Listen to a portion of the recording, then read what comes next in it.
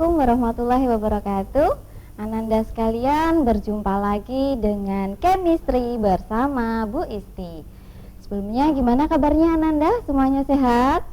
Alhamdulillah ya, kita hari ini akan belajar tentang ikatan ion di materi kimia ya, khususnya kelas 10 gitu. Nah, ikatan ion, seperti apakah ikatan ion itu? Coba Ananda kita lihat dulu ya. Nah, silakan diperhatikan ada gambar di situ ya Ananda ya. Ini Ananda tahu nggak? Ini adalah gambar seorang petani ya. Petani apa? Ya betul, di sini adalah petani garam ya.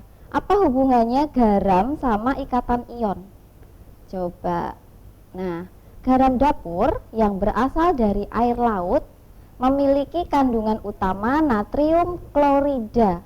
Tahu rumus kimianya NaCl ya. Tersusun dari unsur natrium atau Na lambangnya dan klorin Cl ya. Mengapa natrium berikatan atau berpasangan dengan klorin sehingga membentuk senyawa atau ikatan apa yang terbentuk? Penasaran ya Ananda ya? Oke, mari kita pelajari bersama-sama ya. Nah, sebelumnya Allah Subhanahu wa taala telah mengingatkan kita semua melalui ayat di Al-Qur'an surat Az-Zariyat 49, nanti Ananda bisa buka ya, yang artinya, dan segala sesuatu kami ciptakan berpasang-pasangan supaya kamu mengingat kebesaran Allah. Subhanallah ya. Jadi tadi yang kita baca bahwa Na berpasangan sama Cl itu sudah diperintahkan loh sama Allah gitu. Nah, prosesnya gimana? Jadi untuk pelajaran hari ini kita akan mempelajari tentang proses pembentukan ikatan ion. Gitu ya Ananda ya? Sudah siap? Oke, next. Nah, ini ada gambar, Ananda perhatikan, di sini ada gambar balon udara ya. Terus selanjutnya itu ada lampu ya. Di sini lampu neon. Dan di sampingnya itu garam dapur, garam meja ya, yang berwarna putih lembut itu. Nah, di sini balon udara itu berisi helium, gas helium, gas yang berada di golongan 8, jadi gas mulia ya. Begitu juga dengan lampu neon. Neon itu kan juga golongan 8, termasuk golongan gas mulia. Nah, sedangkan apa bedanya dengan garam dapur? Nah, perbedaan antara helium dengan natrium dan klor ya yang membentuk garam tadi, yaitu unsur helium berdiri sendiri, sedangkan keberadaan natrium dan klor di alam itu dia nggak bisa berdiri sendiri ya, sehingga natrium dan klor itu membentuk persenyawaan atau berikatan. Contohnya adalah pada garam dapur, senyawanya NaCl ya. Nah, merupakan senyawa yang tersusun dari unsur natrium dan klorin. Gitu. Nah, prosesnya gimana? Kita lihat. Di sini ada susunan kristal garam. Kalau Ananda nanti mengambil garam itu dikit banget terus di mikroskop, nanti Ananda lihat kristalnya seperti ini. Ini diperbesar sekian ribu kali ya. Nah, secara molekuler ini adalah susunan kristal garamnya.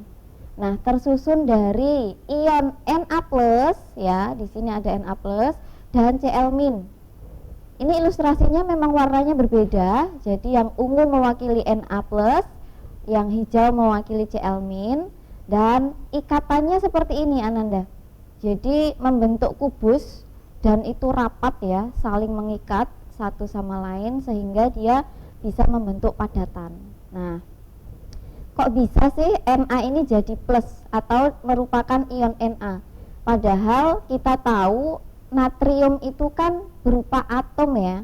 Jadi awalnya adalah atom natrium, dia melepaskan satu elektron ya, melepaskan satu elektron sehingga muatannya positif. Ingat kemarin kita bahas kalau natrium memberikan satu elektron, dia akan bermuatan positif ya.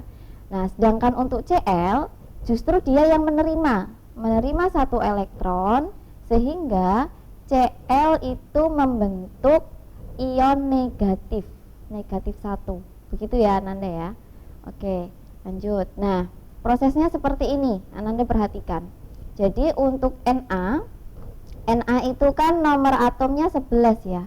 Jadi di sini Na nomor atom 11, dikonfigurasikan dulu. Ananda harus ingat bab sebelumnya, di konfigurasi elektron itu Na 1 itu ada di kulit pertama ya, 1s2 dilanjutkan di 2s2, lalu masuk di 2p6 dan terakhir 3s1. Kalau Ananda masih bingung, coba kita bikin dari awal ya. Ini kulit pertama. Kulit pertama itu kan hanya ada S. S itu isinya berapa maksimal? Ingat 2 aja ya. Nah, ingat kita tadi punya elektron ada 11 di sini ya Ananda ya. 11 harus diingat. Yang kulit kedua ada S dan P. Jadi di kulit kedua itu ada 2S, 2P. Kita isikan masing-masing.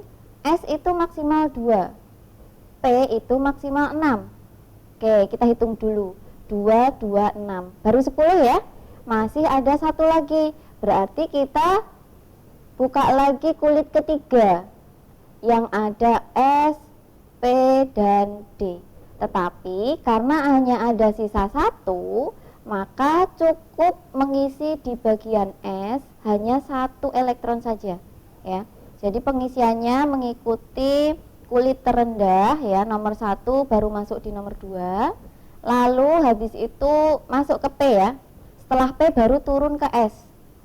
Ya, diingat lagi materi sebelumnya biar kita saling bisa memahami ya. Nah, kalau sudah, maka konfigurasinya seperti ini Ananda. 1S2, 2S2, 2P6, 3S1. Untuk bisa membentuk ion, jadi ini awalnya kan Na ya. Di sini Na aja. Agar bisa membentuk Na plus ya. Ini kan plus, artinya dia melepaskan 1 elektron, Na plus 1, tapi satunya nggak ditulis. Yang lepas elektron bagian mana? Tentunya di kulit terluar. Jadi ini nanti lepas ya, Na-nya dilepaskan elektronnya dilepaskan 1. Nah, lepas itu dia elektronnya nggak terkatung-katung, enggak, tetapi di sini ada unsur lain kan. Kita punya Cl ya. Cl itu 17. Konfigurasinya biar Ananda lebih paham ya. Jadi kulit pertama, kulit kedua, kulit ketiga. Yang pertama ada S, yang kedua ada S dan P, yang ketiga S, P, D. Nah, diisi ya 17. Ini ingat, elektronnya di sini 17. Kita isikan di sini 2 ya. 1 udah habis, turun ke kulit kedua. 2 lagi. Dipenuhi dulu kulit kedua ke P. P ada 6. Dihitung, cek baru 10 ya. Lanjut, turun dari P turun ke S. S-nya 2, baru 12, sisanya 5.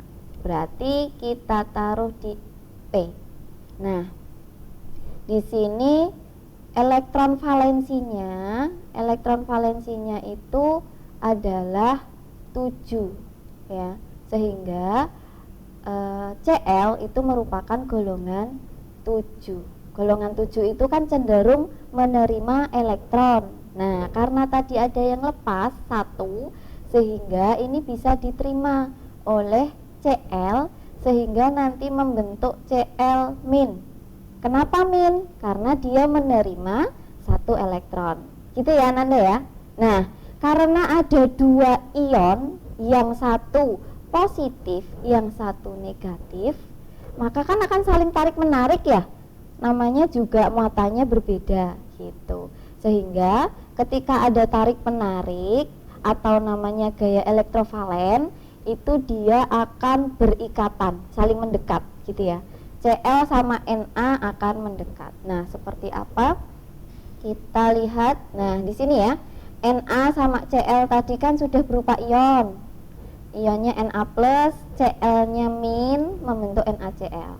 Nah, secara struktur Lewis dilihat, Na yang punya 1 elektron valensi Yang X ini maksudnya satu elektron valensi ya. Ini elektron terluarnya.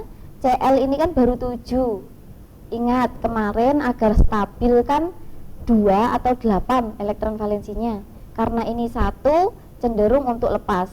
Sedangkan ini 7 cenderung untuk menerima. Sehingga nanti bentuknya ada di sampingnya ya. Na dia sudah stabil.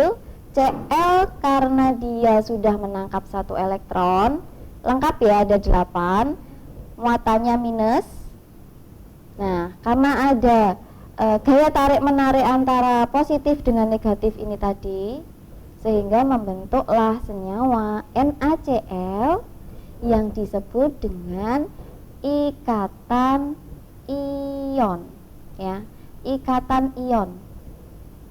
Oke, lanjut ya, kita lihat contoh selanjutnya. Ada proses pembentukan senyawa MgCl2. Ingat, Mg itu magnesium, Cl klorin, magnesium klorida. Bagaimanakah prosesnya? Kenapa ini Cl-nya ada 2? Oke, kita cek ya. Mg, Ananda di sini Mg itu nomor atomnya 12. Berarti elektronnya ada 12. Elektronnya Mg itu 12 ya. Sehingga kalau dikonfigurasikan 1s2, 2s2, 2p6, terakhir ada di 3s2. Oke, sampai di sini bisa dipahami ya.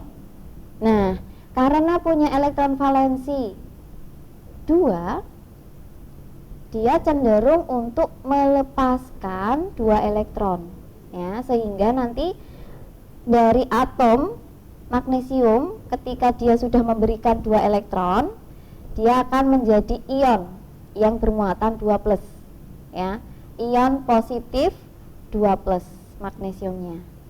Oke, nah 2 elektron tadi kan dilepas. Siapa yang akan menangkap? Karena di sini ada Cl ya. Cl nomornya 17 sama seperti contoh sebelumnya. Konfigurasinya adalah 1s2, 2s2, 2p6, 3s2, 2p5. Nah, di sini maaf, ini bukan 2p5 ya, ini harusnya 3. Oke, tipe dikit nggak apa-apa. Nah, di sini elektron valensinya itu 7. Elektron valensi itu elektron yang ada di kulit terluar ya. Di sini kulit terluarnya adalah kulit ketiga. Sehingga jumlahnya 2 dan 5, 7 ya di sini ya. Nah, 7 itu dia punya kecenderungan menerima 1 elektron. Nah, karena dia menerima sehingga terbentuklah ion negatif.